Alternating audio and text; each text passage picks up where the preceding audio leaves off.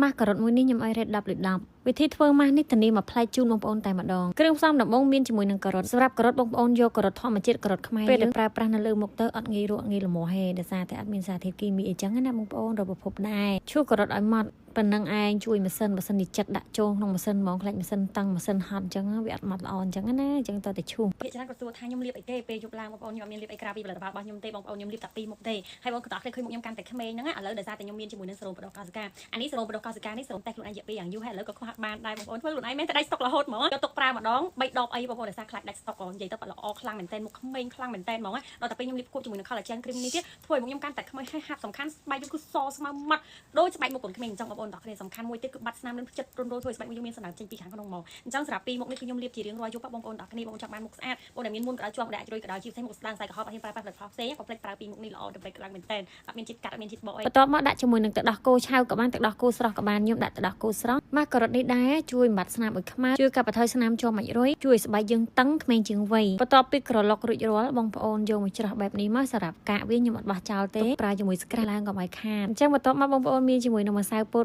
ខ្ញុំដាក់2ស្លាបព្រាបាយបងប្អូនដាក់ម្សៅពោតដាក់ម្សៅអង្ករក៏បានដែរត្រង់កន្លែងនេះយើងត្រូវកូរម្សៅពោតឲ្យរលាយអស់លីងមកកុំឲ្យនៅដុំបន្ទាប់មកបើកភ្លើងតិចហើយដៃយើងគឺថារវល់កូររហូតមិនដល់2នាទីផងបងប្អូនចេញល្បាយបែបនេះធ្វើតាមវិធីនឹងលឿនមែនតើបិទភ្លើងទុកឲ្យត្រជាក់ហើយចាំមកលាយគ្រឿងផ្សំបន្ថែមខ្ញុំដាក់ជាមួយនឹងអាឡូវ៉េរ៉ាបងប្អូនចង់បានធម្មជាតិ 100% មកបងប្អូនដាក់ជាមួយនឹងប្រទាលកន្ទុយក្រពើស្រស់កោសយកតែសាច់ប្រទាលមកហើយយកទៅក្លុកទៅបងប្អូនប្រើបានហើយតែដោយសារខ្ញុំចង់ធ្វើដាក់អាឡូវ៉េរ៉ាជែសម្រាប់បងប្អូនដែលគាត់ជាទូទៅគាត់រោលជាមួយប្រទាលស្រស់អញ្ចឹងគាត់ដាក់អាឡូវ៉េរ៉ាជែបានគ្រឿងផ្សំបន្ទាប់ទៀតនេះបងប្អូនអត់ចាំបាច់ក៏បានតែខ្ញុំគឺចាំបាច់ព្រោះថាសេរ៉ូមបដោះកោសិកាល្អខ្លាំងណាស់វីតាមីនខ្ពស់មែនតើសំខាន់គឺថាជួយជំនួយស្បែកមកយើងក្មេងជាងវ័យដែរខ្ញុំដាក់កន្លះដបហ្មងឥឡូវនេះប្រេងដូងក៏ខ្ញុំដាក់ជិតកន្លះដបដែរសម្រាប់ប្រេងដូងខ្ញុំដាក់ជាមួយនឹងប្រេងដូងត្រជាក់បងប្អូនអត់មានច្រើនដូចខ្ញុំណាដាក់តែបន្តិចក៏បានគ្រាន់តែថាបើយើងដាក់ច្រើនទៅប្រសិទ្ធភាពកាន់តែល្អបន្ទាប់មកខ្ញុំដាក់ទឹកឃ្មុំ2ស្លាបព្រាបាយម៉ាស់នេះក៏ពូវីតាមីនដែរបងប្អូនបត់ឲ្យមុខឡើងតឹងហ្មងគ្រាន់តែថាខ្ញុំអត់បានថតអំឡុងពេលដែលបិទមុខហ្នឹងដោយសារតែបញ្ញាប់ពេកអញ្ចឹងបងប្អូនខ្ញុំហ៊ានធានាថាម៉ាស់នេះគឺបងប្អូនប្រើឲ្យ